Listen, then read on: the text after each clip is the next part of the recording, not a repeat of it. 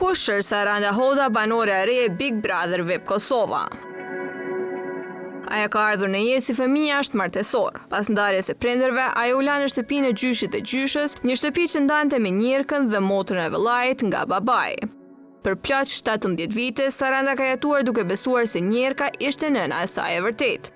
Kur e kuptoi të vërtetën, filloi një kërkem. Por këtë kërkem shoqëronin përgjigje të rënda si dikush i thoshte se ama kishte vdekur, dikush se nuk ishte shqiptare, askush nuk i japte qartësi. Deri kur mbushi 18 vjet. Atë kohë telefoni i saj u hap me një thirrje që ndryshoi gjithçka.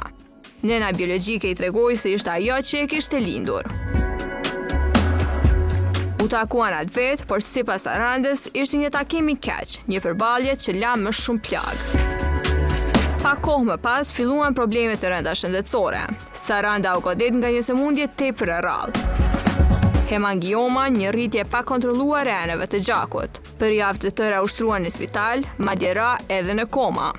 Gjatë kësaj periudhe, ajo ka rrëfyer se ëma kontaktoi vetëm një herë në numrin e spitalit, por përgjigjja e Sarandës ishte e prerë, nuk e nja. Vitin e kaluar, pas 33 vitesh, Saranda takoi për herë të parë motrën e saj, Saskën, një takim i mësuar nga vetë Sasa.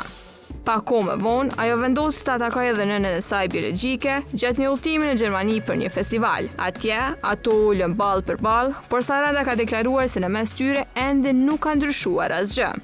Nuk kam as inat as dashni, kam veç respekt. Shpresoj në të ardhmen të kemi raport më të mirë. I kam lënë pas gjërat që ka ndodhur, ka thënë Sasa lidhur me nënën e saj biologjike.